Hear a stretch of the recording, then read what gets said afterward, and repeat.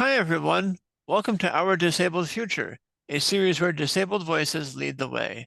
I'm your host, Nico, and it is a good day for disability inclusion. Each day during Disability Pride Month and beyond, I'm amplifying real disabled voices, where we are, where we want to go, and how the heck we're going to get there. Together, I hope. Today, I'm thrilled to be joined by Chou. Let's dive in. Hi, thank you for joining me. Thanks for having me, Nico. Of Appreciate course. it. So tell us about yourself and your disabled life.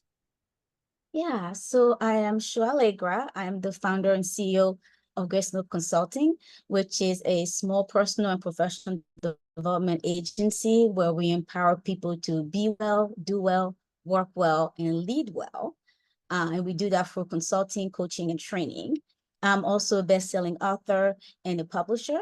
And as far as my disabled life is concerned, after experiencing a stroke-like episode back in 2017, and enduring almost a decade of debilitating health issues that actually resulted to a list of 14 chronic illnesses, I was eventually diagnosed with EDS, Ehlers-Danlos syndrome, which is a connective tissue disorder that not only impacts my joints and my muscles, but actually every organ in my body. And it's also a rare disease. So I find myself having to explain to people when my body does what it does. And yeah, and so that's a little bit about me. Thank you. And thank you so much for what you do with your company. It's badly needed. It sounds like between your business experience and your medical diagnoses, you approach disability in a number of ways, which means I'm really interested to hear your take on this next question. What does a disability-friendly future look like for you? Yeah. I think when I think of a disability friendly future, I believe it needs to have like three pillars if you want. The first one, the all A's. I love making life easier for myself. So putting the first A is acceptance.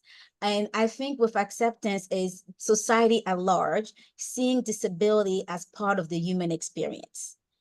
That will make it a disability friendly future for all of us. Because if we can do that, if we see disability as part of the human experience, it becomes easier to presume competence. It's just natural, actually, to presume competence.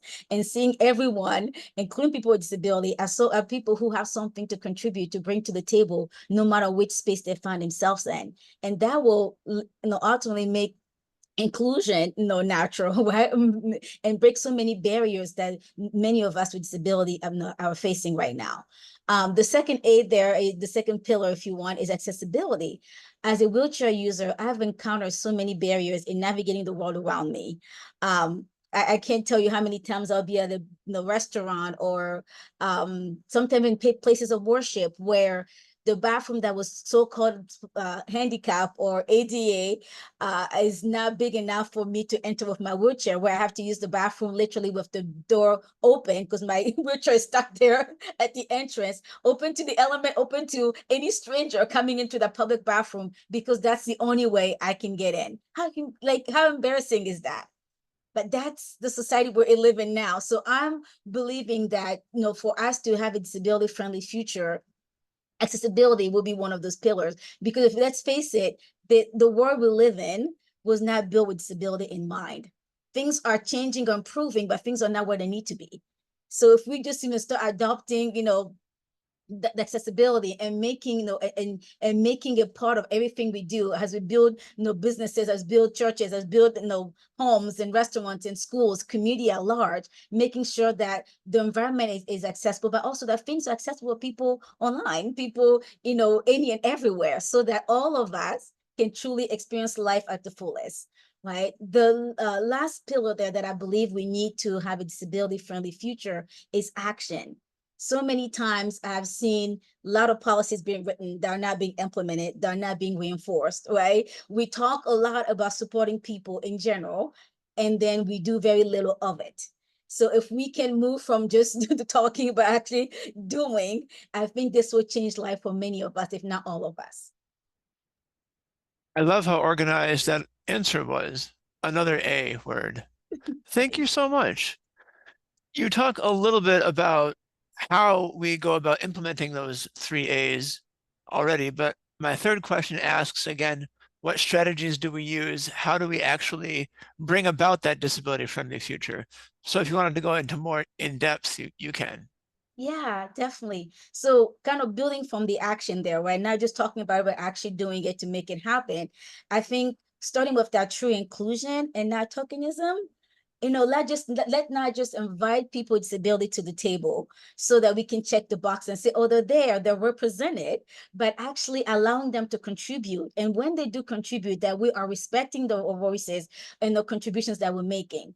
And this is very easy if we start by presuming competence, right? So all of this built together. So if people are at the table, if in disability world, we talk about nothing about us without us, right? So if we are at every table and every table where discussions are being made, not just about people with disability, but about life in general, because we are part of the communities where those decisions are being made, and we're also impacted by those decisions, right? Whether it's a small boardroom to big, national policies and international policies, those we're all impacted by that. So let's make sure that people who are impacted by the decisions that are being made are truly included, and that we are giving them a voice, giving all of us a voice, and that our voice are being respected. I think that is key.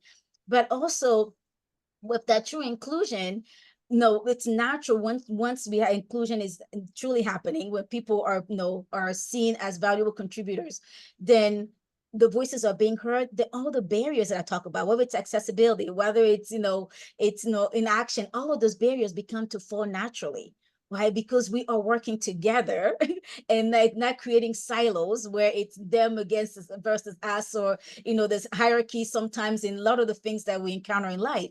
So back to just again, that true inclusion is how we build that future reality. Because I think many people, sometimes people mean well, just don't know how.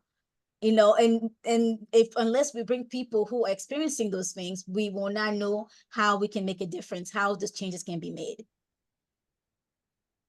That's fantastic. Thank you so much. I can tell you put lots of thought into this. It's so important to have disability presence and disability leadership, especially in the policy area. So, as we close our time together, I want to give you a chance that you and I, as disabled people, rarely get, and that is a chance to brag about yourself. You could promote something cool you've done recently or something you're still working on.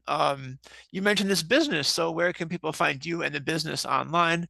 This is just your chance to be your own cheerleader. Let's hear it. Thank you, Nico. So for my business, the website is probably the place we can learn more about it, which is graceandhopeconsulting.com. On there, you can learn about the different services we provide and ways to reach out to us, to me even directly. And if you want to learn more about who I am, what I do in general, all the multiple hats that I wear per se, LinkedIn is the good place for that. So I'm in LinkedIn under Chou Allegra, and on there you can message me, and we can find ways to collaborate. I would love to support you, support your team, and help your team, your organization, your community flourish. Thank you, Shu. I really appreciate that. I'll put those links in the video description for this video when we go live. Thank you. All right, folks, tune in next time. Remember, this is our disabled future, and we're building it one day at a time together. Wherever you go and whatever you do, I'm rooting for you, and I can't wait to see what you do next. Bye. Bye bye.